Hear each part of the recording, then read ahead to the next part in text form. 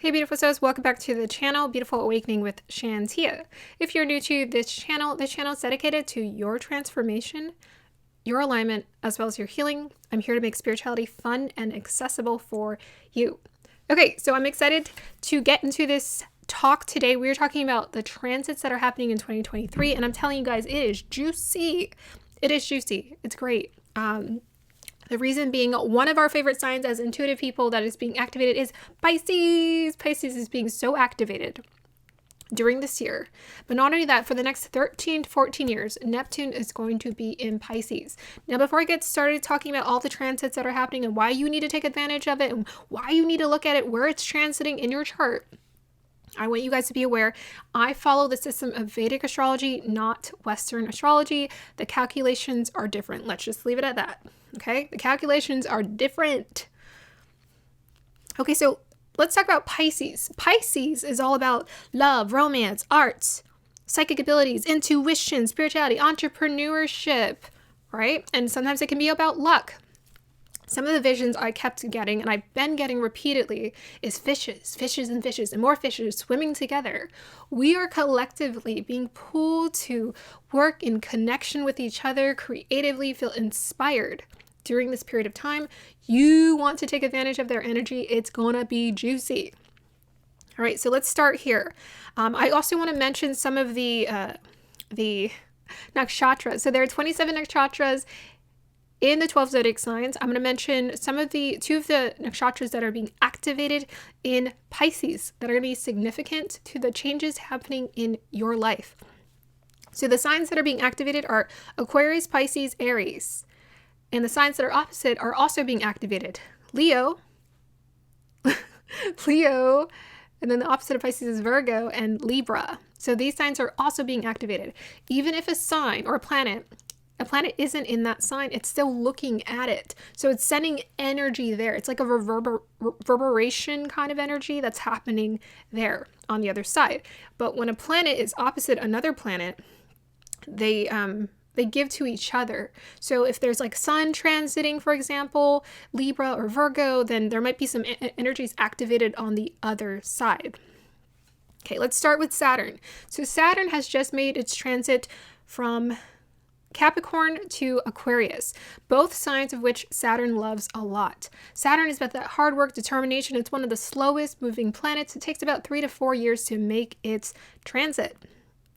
Saturn is about that hard work, but versus us doing that hustle to make the money, work really hard, blood, sweat, and tears to make the money, to be a success, to elevate in our status, we are working hard to create original experiences. In Aquarius, we are working together to maybe contribute to one another and to help humanity. During this time, some people are going to be coming up with very innovative ideas to help improve the quality of our lives and of the planet. Some ingenious thinking is going to be coming out during this period of time. But Saturn is about that hard work. So it's like we're going to be working hard together, putting that blood, sweat, and tears together, but at least we get to do it together versus doing it alone. So we're going to feel less likely or less committed to working alone and more committed to collaborating and connecting with other people.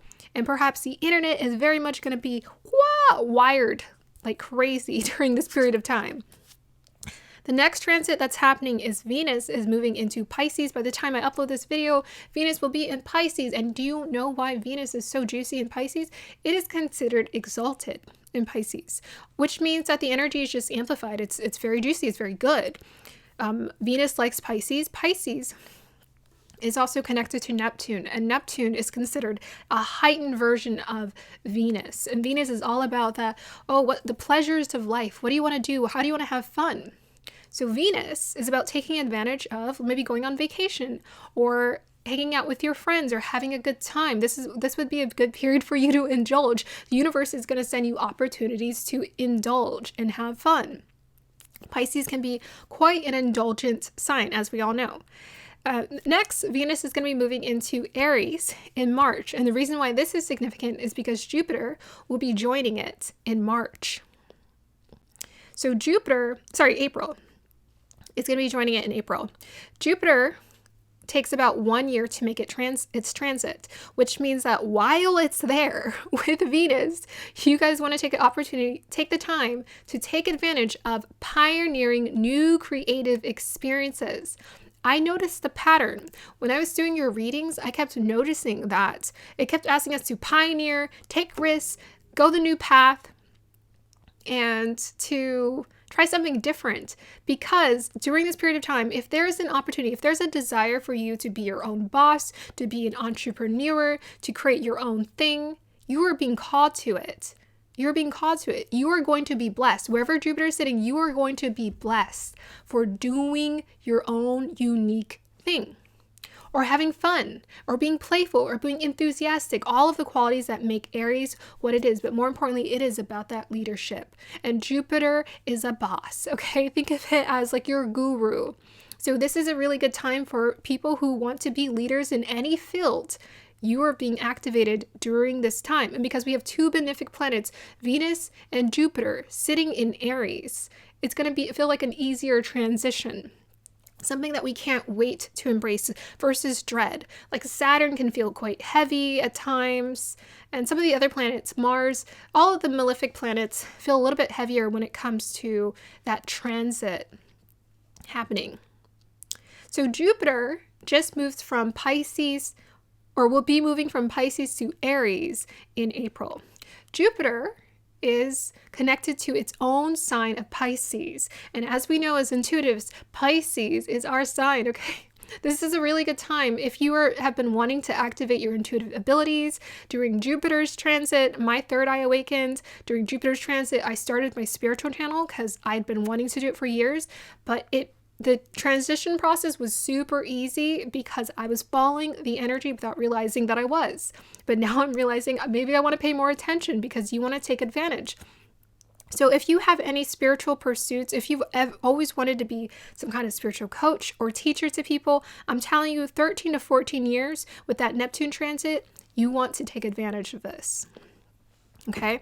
And then Jupiter is going to move into Aries, which means now is more of an opportunity for you to go and take flight. So perhaps during Jupiter in Pisces, you had to take the time to meditate, to think about it, to perhaps get creative behind the scenes and have fun and experiment and see what it is that you really wanted to do. But now that Jupiter is moving into Aries, you have the energy, you're feeling enthusiastic and energized and ready to go, ready to take action towards your desires. Venus is also about activating romance and love, with Venus being in Pisces in February and then moving to Aries in March. Well, that might be a spicy romance. I gotta say, it's gonna be passionate maybe during that March. But yes, that'll be a time for you to follow your own passions. You have passions you want to activate, that's a good time for you to activate your passions. Neptune will also be transiting from Aquarius to Pisces in April, around the same time that Jupiter is making its transit into Aries.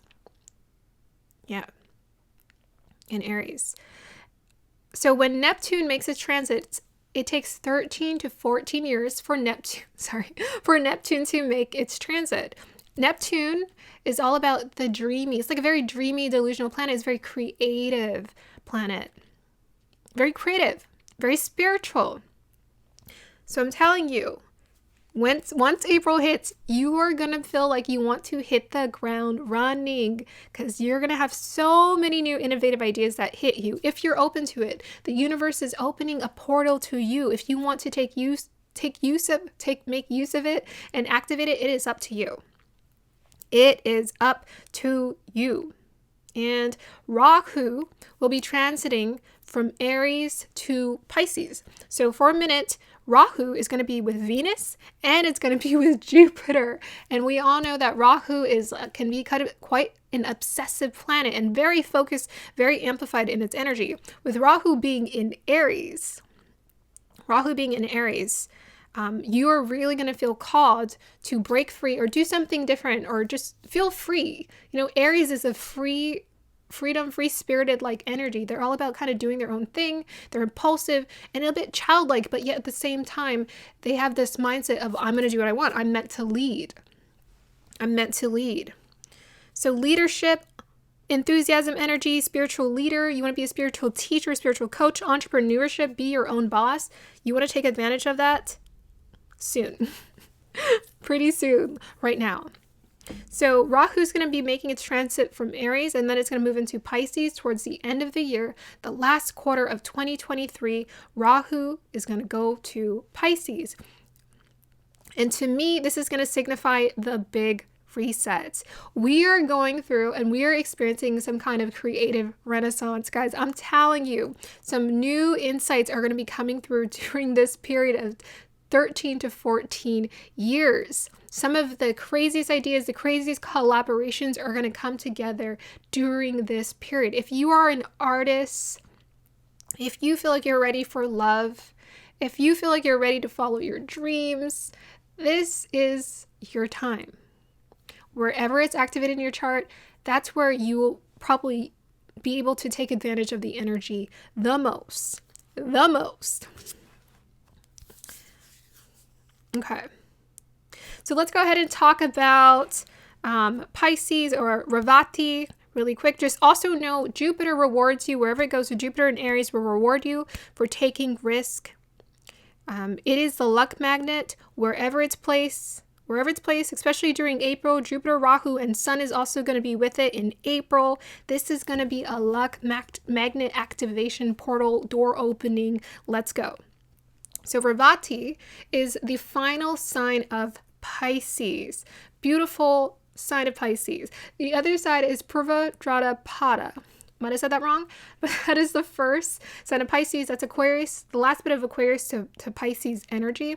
And Purvabhadrapada is very much super imaginative, but it does activate that black magic energy. That's where Neptune's going to be entering, and it's going to be there for quite a while until it makes its shifts through the other Nakshatras. So Rahu moving into Pisces, we're going to feel a collective shift for about a year and a half. At the beginning, towards the end of the year, with Revati, we're going to feel this energy of like having faith and really seeing what it is like to experience having faith.